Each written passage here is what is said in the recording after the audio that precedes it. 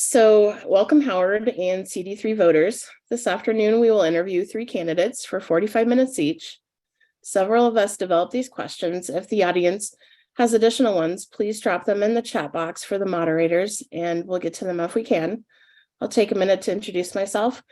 I'm Katie Stewart. I sit on the executive committee in La Plata County, but I'm also running currently uncontested for CD3 chair. So I was asked to facilitate these three interviews. We have 7 fairly in-depth questions for you, Howard, and we ask that you be concise and specific in your answers so we don't have to cut you off, but know that we will move along if necessary because we want to get all of these questions answered and address the issues. Our 8th question is specific to you, just so you know, and if we have time, we will take questions from the audience in the chat box, but we plan to conclude the interview about 45 minutes from the start. So at this point, I'm going to ask you to introduce yourself and give us a little bio, maybe a minute. Go ahead. Hi, I'm Howard Chou. Obviously, I'm your current vice chair since 2018. I've been committed to service for a long time to the party at all levels, whether I was a PCP for 242, HD 43 organizer, vice chair of Douglas County, chair and founder of an initiative, and obviously still vice chair since 2018. I'm a community builder. I work at the grassroots level. I work with people on the ground and with organizations like ACLU, Asian Pacific Development Center, Colorado Rising, One Colorado, because I believe that the Colorado Democratic Party needs to brand itself with a lot of these values and issues that these organizations and people on the ground work with. And it will allow us to live our values through our work. We need to heighten our ability to talk to voters based on our issues and based on our values, and they have to be solid and they have to be clear. I've also been elected at the national level. I am the treasurer of the Association of State Democratic Committee. That is the state party branch of the DNC. And not only do I oversee 57 states and territories, finance and budget, it allows us to do joint fundraisers opportunities, co-op buys to reduce costs, and then also a lot of the strategic planning that we do for geographical areas and how to, concentrate on certain rural areas, certain frontier areas, certain mountain areas. So, but it also gives us a vote in negotiating terms with the DNC. So in 2020, when I was elected to treasurer, we were able to negotiate with the Biden DNC team and get us more state party money, more red district focusing, more rural outreach, more comms and messaging. This is an officer position hasn't been held for a Coloradan since the 90s. So it's very important that we keep that, and that I've been fighting really hard to make sure that Colorado has a voice on the national stage and that we're not just labeled as a blue state, because we're not. We are a blue voting, but the unaffiliated outnumber us by 700,000 and growing at any given point. So the national scheme has been something that I've been working on really hard. I've proven experience working alongside Morgan. We've actually built a really good infrastructure built for us to win electorally, statewide, locally, federally, congressionally. We've been doing really well. We've outperformed our district averages by anywhere between 5 to 13 points. And I think that's part of the groundwork that we laid out. And as I've said, I'm a grassroots kind of guy. I've been to 23 counties this last election cycle, knocked doors in over 10 of them. Hosted 100 plus, hosted or sponsored or supported 100 plus events, and knocked well over 1,000 doors for 50 plus candidates. I believe that the only way we can actually have the strategic focus is to be on the ground, talk to every different county, to every different every different demographic, and talking to the voters. And that's the only way we can plan a way to win from the top. So I try to get it from all 3 levels, from the grassroots, statewide, and obviously at the national level. I'm an immigrant. My grandmother had to flee Shanghai to Taiwan. She jumped on a boat because my grandfather was killed fighting against communism. And she was boarded on her way to Taiwan. To avoid capture, she jumped into the sea and was rescued by the US Navy. She was then brought over to a port, I can't remember if it was San Francisco or LA, but was detained until she was granted an asylum for refugee status.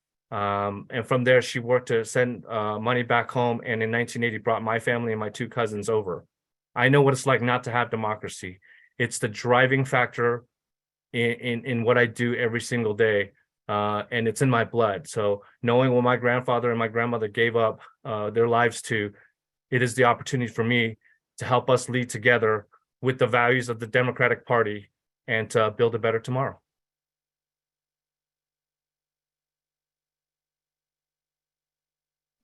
You're muted, Katie. Sorry, thank you, Howard. Thank you, Gwen. So let's jump into the question.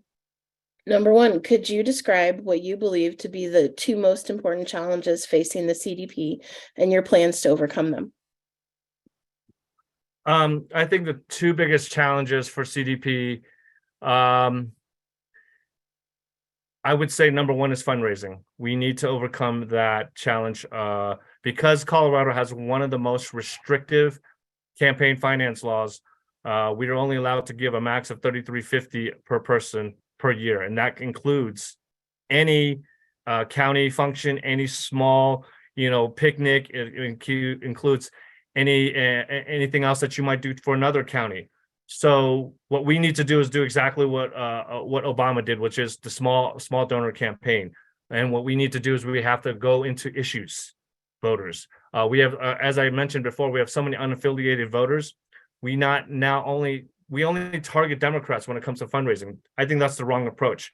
There's so many unaffiliated people that are very, very, very passionate about climate care, about women's reproductive health, about workers' rights, about civil rights and equity. And there are a lot of programs that we do on the national level that actually target issues voters. There's a company that I worked with, is Cambria, and they actually specifically go out there and target based on the types of issues that are very, very democratic, very progressive and liberal type of voters. And we can actually target them for small donors. And if we are, as I've said, if we build a community with our transparency, showing our values, that we care about humans, that we care about immigrants' rights, that we care about all these great things, then I believe that, to ask for $5, $10, $15 is actually a great program, and it will bring them back into the Colorado Democratic Party. I think the second problem is organization. So I think that we have issues with a lot of the counties are in the Denver metro are very self-run. I would say like Denver, Arapahoe, Boulder, they can actually run really well independently of CDP. Now, does that mean that they shouldn't be collaborating? No, not at all. But when we go into the outer levels, especially in CD3 and CD4 areas, there are a lot of counties out there that are kind of in the dark.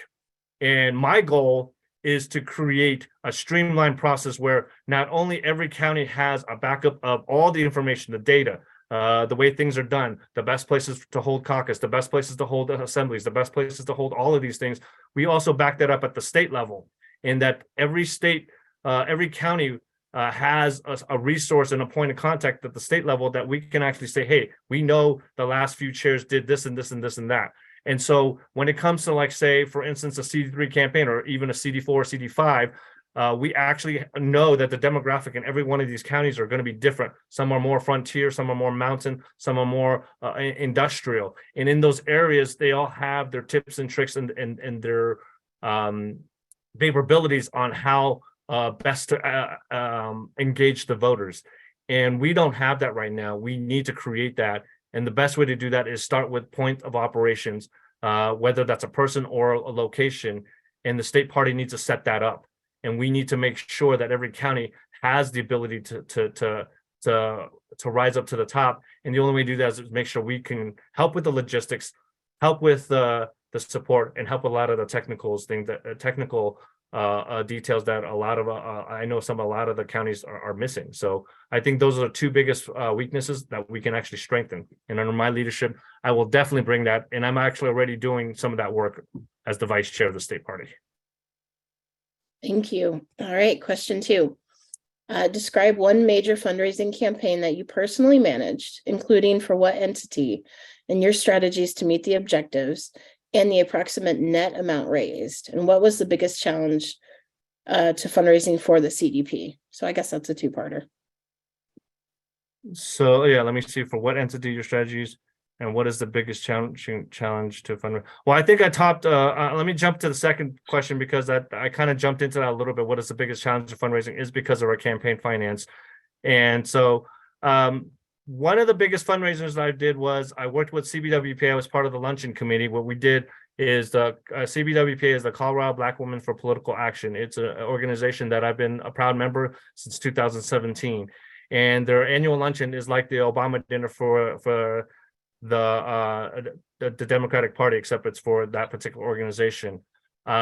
So that person managed is basically to do all the call times and sell the tables. Not only to do that, but to market it both digitally and by mail. What we also did was at every single meeting and every single event, we did conversations about race series in which we got really, really high attendance. And because of the high attendance that we had there, we constantly worked on almost basically evangelizing our biggest fundraiser, and then promoting our keynote speaker for that particular luncheon. So I don't remember the exact numbers, actually, so I wasn't prepared to have the exact numbers on that, but we did meet our objectives. We actually got, I want to say, more than 6 or 7 more tables than we wanted to. So we went net over. And if you look at the luncheon price, 75 times 10 times, so 750. We went over about. I think we outraised about 30,000 more than we budgeted for. So I think we did that. We did a successful campaign on raising that, and we also brought in more activists that didn't even know what CBWPA was. And we did a post event fundraiser in which we got about 3,000 small donors after the fact. So I thought that was really successful. I don't have all the numbers in front of me because that was something that we did. I was part of that luncheon committee in 2018, so it was a few years back, and I don't have all the numbers in front of me. Now, as I said, the biggest challenges for CDP is that all the thing is we all put everything in one basket.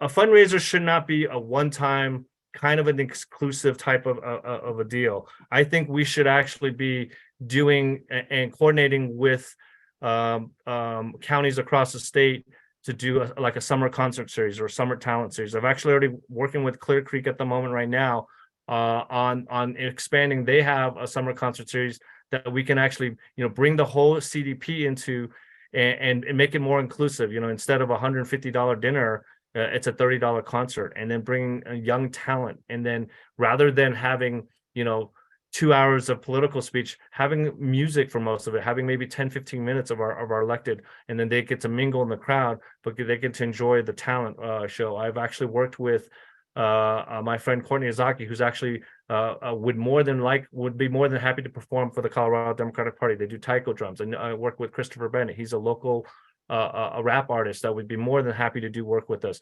I work with a couple of jazz bands in my time with Indivisible Roxborough that we did. We did a series of 13 separate fundraisers to raise well over $100,000 for local small candidates, and they would be more than happy to work with it. So we have to actually stop thinking with just this one dinner fundraising type of thing. We have to think outside the box. We have to think what's fun, and we have to think about what's going to bring more people into the party. And we have to expand it outside of Denver. We have to do one. I would do one in Weld County. I would do maybe 2 probably out in the mountain area, maybe one in Grand Junction area, Mesa County, and then maybe one in the Summit and Clear Creek, as I've already mentioned. And I would do another one down in Pueblo / La Junta / Alamosa area. So that's something I'm working with a bunch of county parties in those different areas already. All right, thank you. So on to our third question. What role do you believe county parties play in the organizational structure of the CDP, particularly those in CD3? And how would you expand dialogue, improve communication, and facilitate collaboration with them? What role do I believe county party plays in organization? I mean, I believe all the counties, specifically in any CD, is the makeup of what CDP should be. And so what we have in function wise is like in a body that actually contributes to one similar goal. We have not functioned that way. So I think the roles in each county is to, every county knows their demographic better than CDP, and the county party roles should be to educate us at the state level on how your demographics, how your voters are like, and what type of people, what kind of activities or what kind of issues are more engaging within your particular counties. So I think each county party leadership is pretty much, like I said, the point people that we gain our information about, that we learn what we can do to help you, rather than us telling anything about what you should be doing. We should be supporting whatever you need.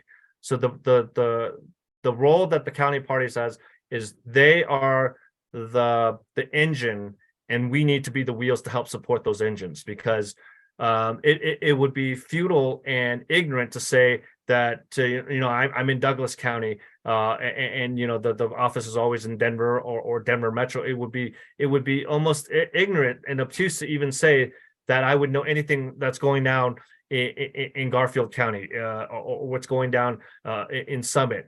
That is definitely something that the county leadership in each county party, they should be the leaders, and we should be supporting you. And like I said, logistically, fundamentally, and technically providing all the support and sending our resources down your way. How would I expand dialogue? I think the number one thing is develop a relationship.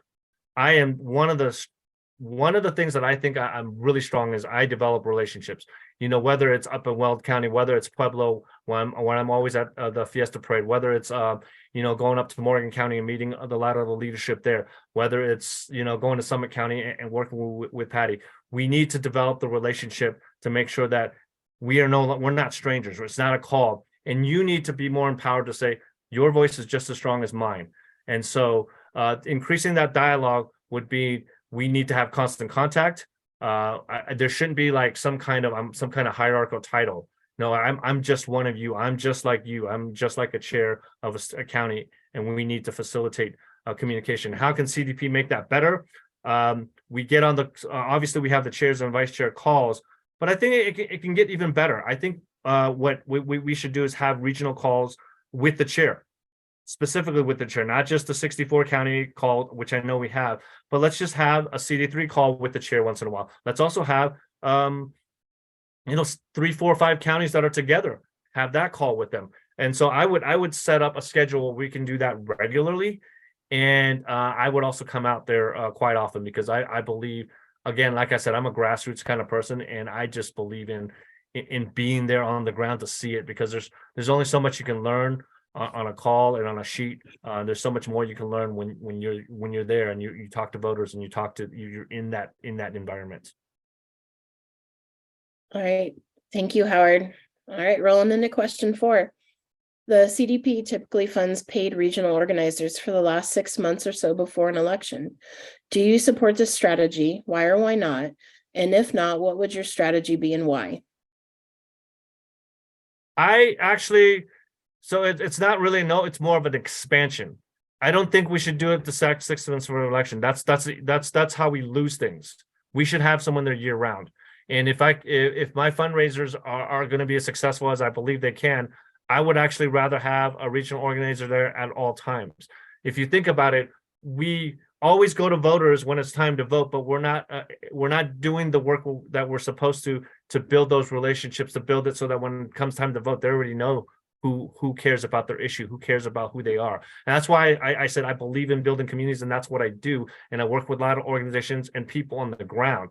So I'd rather have that regional organizer there year round, because you have to develop ways to message to the people before it's election time. And the only way to be there is have the regional organization, that's a point of contact. That person's on the ground working with maybe a lot of the liberal and progressive organizations in that region. And then they find out, hey, what are the biggest pain points? What are the biggest plights? What are the voters talking about? And how do we get them engaged? And that's not a 6 months work type. That's a year-round thing. And we need to have those seeds planted well ahead of election time. So I believe that in year-round. I would expand that to a year-round thing. So it's kind of like a yes and no. All right, thank you. All right, question 5. Given the constraints of campaign finance laws, how can the HMP, which is the House Majority Project, saying that for everybody, the coordinated campaign and county parties work more effectively together for volunteer deployment in CD3? Oh, that's a loaded question. My opinion of the coordinated campaign is very uncoordinated. My opinion of the House Majority Project is they're not knowledgeable enough because they don't actually talk to, the HMP wrote off so many different House districts that we won, and we won it's in some where we won by a good margin. And the coordinated campaign is anything but coordinated because they don't even talk to either the state party nor the county parties. So my thing is, number one is I want to actually renegotiate the contract with the coordinated campaign to make sure that all their all of their canvassing, all of their events, all of their work goes through. If it goes through a certain county, it has to go through the chair of that county and collaboratively with the state. So I want to actually redo that structure where they're not just kind of, a lot of times we're bumping heads. And I've actually went canvassing myself and bumped heads with a coordinated campaign canvas that was done on the same turf. So I know how uncoordinated it is. And for me, we need to restructure the way we do that. I think the counties know better on where the canvas events, the best locations, the best days, best times, best time for volunteers. I think it should go through the county party and through and back through the state, but the coordinators should never be kind of doing on their own, and that's what they've been doing. The HMP must stop putting up their own numbers. I think they do their own internal numbers, and they've what I found is they've really not put in the effort in some places that are very, very not just flippable, but some of them that are really we can move the needle 5, 6, 7, 8 points, which sets up for the next election.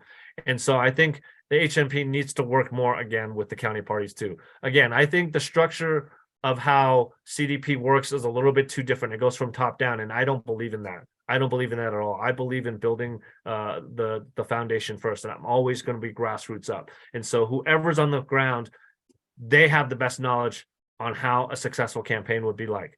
And so as chair, I would run that way. I would run always through foundation up. And I would say we need to build the leadership and allow the county parties and allow the state to actually really coordinate with the coordinated HMP and actually not just go by their specific numbers or by their specific agenda. All right, that is a loaded question. So moving on to question 6, the state central and executive committee meetings have been virtual for the last few years. Would you continue that practice? Why or why not? So I think I believe in the past hybrids were a lot more cumbersome and had a logistical nightmare. Technology is getting better every day. I've been a programmer for a research firm for a long time. I worked on Obama's 8 and 12 campaign for Hope and Change through market research. And I, as a programmer for his private polling firm, I know that technology is getting better every day. And there's no reason why people who cannot find it or have access issues or have even disability problems, they should be able to participate at any given time. So I believe in having that both, because I do love the energy when we're all in the room together and we can actually rub elbows, but I also believe giving the opportunity for people who cannot access every single right to do so at any given time. So I believe that we should continue having a virtual option no matter what. We do it at the national level, and we're actually getting really well at being adept in perfecting that. I'm part of the executive committee at the ASDC, and we have a leadership retreat and I went a couple of years ago in New York, and we had full capability for anyone who couldn't make it to chime in their vote and also participate in every which way. The ones that were fortunate enough or privileged enough to go, it was great, but we also provided the opportunity. So I believe it, again, yes, in a short say, yes, but make it a hybrid, because I think you also can get a lot more thought process sometimes when you're there, and you can kind of bump ideas off each other, but we have to provide access to everybody. So having a virtual option is a must. Thank you, Howard. So Here's the last of the standard questions. What are your thoughts about caucus and assembly as a method of ballot access? What alternatives do you believe Colorado could pursue? Having read the article by Theory in the Colorado Sun, what elements appeal to you, if any, and why? Are you aware that 5 chairs quit in 2022 before caucus and assembly? That's a lot of questions, y'all. That is a lot of questions, and let me see if I can get that. So you might have to leave that up for a little bit. So again, this is a little bit loaded to it, and I have mixed feelings about it because, first of all, I think we need to reduce the number of signatures required for petition. That's a definitely must.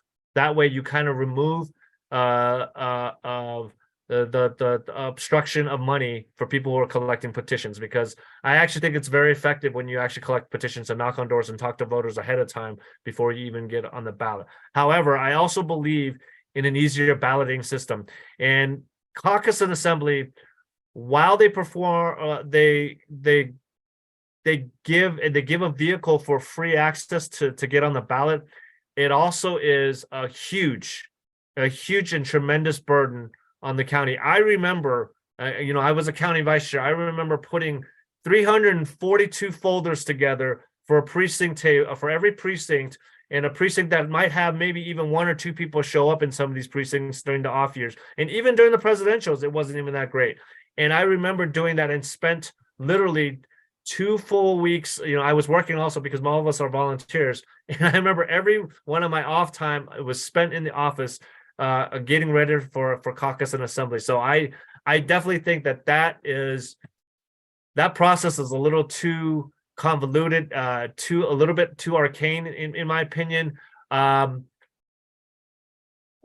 better way to me would be to have the ability to have a caucus that you can kind of participate, or a caucus vote, a ballot access at any time for like a whole 2 weeks. So imagine this. We have caucus assembly, and it's like, okay, it's on this day for this time, and maybe it's 6 hours, and then you have all the work involved in it. Instead of doing that, I think that with technology, we can probably make it even simpler. If you look at how we do our caucuses, our primary votes for presidential, it just comes out through the ballot. We just have the ballot set up to whoever is a registered Democrat wants to run. I think there's got to be a little bit of a threshold to make, and I'm not sure exactly what that is, but I think that we should reduce that threshold, and we should make caucus assembly a less burden for all the county volunteers. God forbid, I remember those days, and it took everything out of me, and I didn't want to do anything for literally a month because that's how drained I was. I think we have to make it simpler. The alternative, though, is to get rid of it completely would also, at the moment, because we don't have any alternatives, would put an impediment to Democrats who don't have a whole lot of money that might be a really great fit to get on through caucus, the opportunity to get on the ballot. So there are different mechanisms in California. Anyone who runs gets on the ballot, and at the county and statewide, they do votes to say who they would actually endorse. So like a county and then a state party then endorses the county. Now that can get a little bit too much of a thumbing the scale as well. So I'm not a particular fan of that either. So I've been looking at different reform accessibility, but I just know the current system is very taxing on our volunteers. It's very taxing on our chairs and vice chairs, and we need to think of something different. The first thing I do, like I said, I would remove lower the threshold for petitions, and then I would do some sort of a ballot access with a small threshold of some kind of maybe a Democratic vote. So for instance, if you think about caucus, you have to get 15% of caucus to get 30%, I'm sorry, to get on the ballot. Maybe we reduce that down a little bit and make this voting process a 2-week long process, and make the logistics of it a lot easier. So basically, and not go through all these folders and have these in person, but to have everything virtual, where it's facilitated maybe by the state party can facilitate that. and with maybe some statute laws to do, also maybe some of the county clerks. So there's a lot of different things that we have to explore, but I understand why it doesn't work, and I understand why those chairs quit in 2022, because I remember that work. And yeah, I wouldn't want to do that every 2 years either. Yeah, that's a special kind of torture in my opinion. All right, thank you, Howard. So I'm going to ask you the question that's specific to you, given the materials that you provided. But it seems like we'll have a little time to take questions that came in from attendees. So yeah, we'll dive right into the Howard question. In your 5 objectives, you list, we need points of operations in the rural parts of the state. While physical locations are not always feasible and affordable, we should work on locating and identifying leaders in those rural areas to take lead positions and plant seeds to organize small groups, charters in each area. So there are a few questions here. What do you mean by charters? Are the leaders paid, and would they be selected from within rural areas? Why or why not? And then what is the relationship of those leaders to county party officers? So, I mean, a charter basically would be, it's kind of a catchword that I'm using because it makes more sense. So just basically a person that would say, hey, I'm the liaison for this particular area or for this particular a region of this area. Are the leaders paid, and would they be selected? Well, with the current structure that we have, you know, our party is based on volunteers. I would like to pay them if there's a way to get that. Maybe this is how we actually go into having that year-round CD organizer. So that's actually something I've thought about. Is this could be also this point of contact, or this point of operation could also be our year-round CD organizer. That would be a good way where we can actually pay some, because I get it. All of us have kind of given our blood, sweat, tears, our teeth, our limbs, our everything for this party, and we've really seen rarely anything to be thankful for. So I think I would prefer them to get paid, but the mechanisms of getting paid will depend on how we can fundraise and how we can support having you know a leadership position for that. And you said what relationships to these leaders, the county party officers. So it's kind of like a CD3 chair or CD6 chair, CD5 chair, except this person wouldn't be specifically on a CD. It'd be specifically in the region that person would be organizing, and it definitely has to come from within the rural areas. Yeah, I don't believe in parachuting anyone. You know, if you have someone that's been on the ground, that works with organizations, that works with the people, it's got to come from the rural. They have to have you know, a good solid base from whatever rural area that they're going to represent. So say like we're going down in the St. Louis Valley, or we're going into you know, the mountain rural areas of Garfield or Eagle. We need to have people that know the area. No, I don't believe in parachuting anyone. It has to be someone from the rural. All right, thank you. So we definitely want to give you time to close out, but we have I think we have a little bit of time to ask 1 or 2 more questions. Sorry, now I see a lot of questions in the chat. Do you mind if you can like collect all those and email to me so I can answer it? I don't think I'll have enough time to answer it on this call. Yeah, absolutely. We've already designated somebody to collect the questions, so we will be sure to send those to you, Howard. Excellent. Thank you so much. So I will, since Tom sent me a question first, Tom had a question around, hello, where'd the chat go? There we go. Tom asked, in order to support the objectives that you have, you'll need CDP staff who already have full-time jobs. How will you reprioritize and or hire new staff to achieve your objectives? So, great question. Thanks for that, Tom. Number one, we cannot put more burdens on our staff. We have such a small staff. Actually, I work across the nation with all these other state party chairs, and they have way more staff than we do. Part of that is our campaign finance because we can only raise so much money. I don't want to put any more burdens. We need to hire more staff. So I want to actually,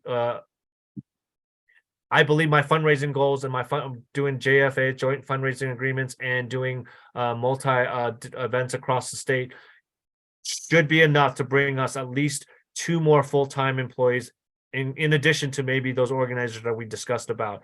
And I think we need to have those staff. Would I prioritize them? We might need to structurally, because we have to look at the executive director needs to manage the day-to-day. Our tech director needs to manage Van and do a lot of training with all our voter database. And then we have an outreach, and Elena does a lot of that work. We already stretched thin right there. So we need to bring at least 2, maybe even 3, maybe even more people in. And I want to actually find out if I can organize the work at the national level. Because I'm in leadership, we're already talking about ways that we can organize and provide maybe some union help so that we actually take care of our employees and live our values through what we do. And so to answer your question, Tom, I would support having new staff, because we just, I mean, we know how stretched thin all our volunteers and our employees are already. And it becomes a to-do list that you can never refill. So you have to have the appropriate resources to do the appropriate job. Thank you. I'm going to squeeze in one more from our attendees, and that's from Larry. And he asked, what would you be able to do to assist a CD3 candidate against Boebert in 2024? Oh, that's a great question. I mean, think about it, 500 plus votes. I could knock that out in a weekend, and that's inexcusable for a couple of reasons. Number one, I would actually personally be down there myself to actually bring the whole state party bus and the whole train to get certain points, whether it's the Pueblo area, whether it's the Aspen area, any big population center that we go through, whether it's the Mesa County. We need to actually, the state party needs to support that more and in person. Number 2, on the national level, D-Trip gave no attention to that. Imagine if they would have given us a couple of more resources, 500,000, another $1 million. I think we easily make up those 500 votes.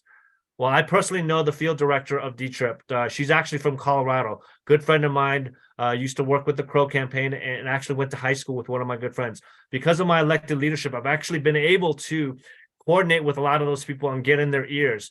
I've actually talked to Alex personally. I said, you know what? I need you to focus on CD3, CD5, and CD8 this next cycle. I'm already spitting in her ear like crazy, like on a loud horn.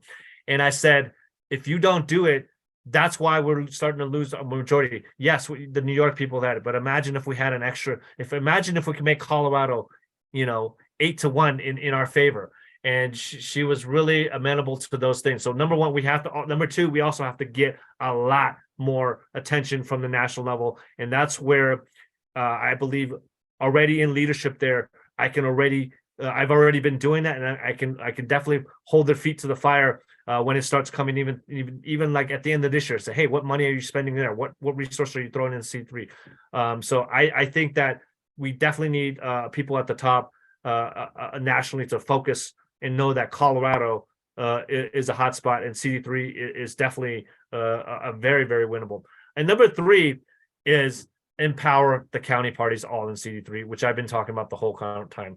I feel like we've done such a poor job in making sure that the county, who knows their demographic better than anyone else, lead the charge in how to engage their voters.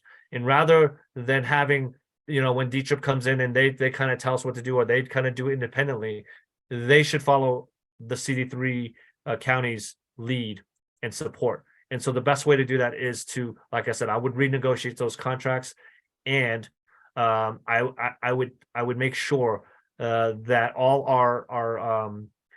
our activities, whether it's canvassing, phone banking, texting, whatever it is, go through the counties in CD3 first, because that is where all our volunteers. That's where the people who know the voters better than anyone else.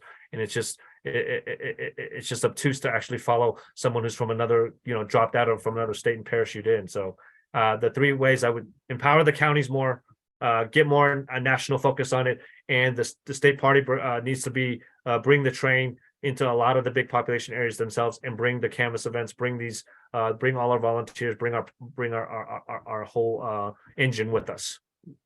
Okay, so thank you for that answer. I know that's a big question that we all ask.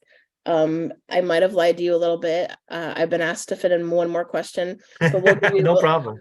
we'll give you a little bit of extra time since we were working out tech hiccups for your closeout. So the last question we have for you this evening, and like I said, we'll make sure to email you the ones that did not get answered, is it's from Larry Patrick. And he said that you appear to be active in a lot of organizations. What, if any, will you give up to serve as chair of the CDP? So my priority will always be CDP. I am active in those organizations, but I will now only serve as a liaison to any one of them.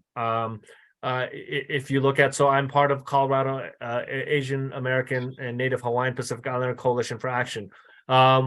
I will no longer be on that steering committee, but I will be their liaison. So if something's going on that I know that's a very democratic, or if I can actually engage their volunteers and that whole group of activists to help us with whatever we need. For instance, I know Kai Vong lives in Gunnison, and he's part of it. And he says, hey, I'm doing something over there. Well, hey, let me activate him. So rather than being heavily involved, I will be a liaison to all these different organizations, as I've been doing right now as vice chair. Excuse me. I have been giving up more and more responsibilities in these organizations as I've been progressing more for the Democratic parties. I think what my main focus is to actually collaborate and do like workshops or do summits with a lot of these organizations, because they also bring in people that we don't bring in. And I think only through collaboration that we can actually make the most out of it. So I will not serve on any leadership on any organization, because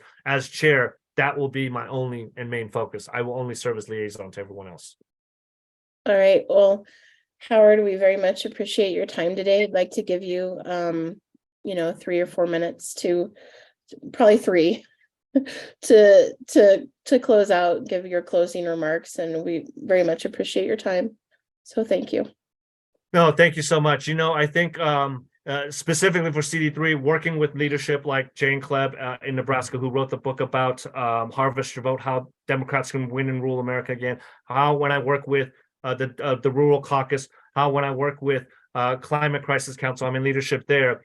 I believe I will bring that expertise that actually focus on CD3 better than anyone who's actually been in these positions before, because it's just, we don't have that specific combination of skills yet. No one has actually, none of the chairs or vice chair has been involved in all 3 of these separate caucus at the national level. On top of that, because I am grassroots, you can count on me to be there. One thing is, I'm always there on the ground. I will always show up. One of the biggest things that we need to do is that leadership always starts from the ground up, and I don't think that that's been communicated enough. And the other thing I want to talk is messaging for success. We all know that there's a lot of rural in Colorado, but it's different. We have agricultural rural, we have frontier rural, we have mountain rural, we have mountain rural with ski resorts. Something that most people don't even understand the dynamics, and that's why the county parties here has to be the point people and the leaders in these areas. And 17 years I've worked in market research, doing message testing and ad testing, and talking with voters and polling voters. Well over 2,500 surveys I've done. We need to talk to the people. And with my expertise in market research and polling and message testing and crafting, I think that we can actually work together with the counties separately and with the national level to actually bring a winning message and a winning focus back to rural Colorado, and for all of Colorado for that matter. And having been the vice chair since 18, having done this work at the national level for the last 3 years, having been part of all the local areas where it's PCP and HD, I know all the frustrations of every single county. And I feel, and having worked with Morgan for the last 4+ years and seeing all the different infrastructure that we've developed, I think I have the most unique combination of ability to help us lead and help build a better tomorrow for everyone. Well, thank you, Howard. Again, we really appreciate your time. And we are going to ask that you log out of the meeting so you don't hear the answers. Absolutely. Absolutely. Just wanted to put that out there. And again, we will send you the questions that we didn't get to.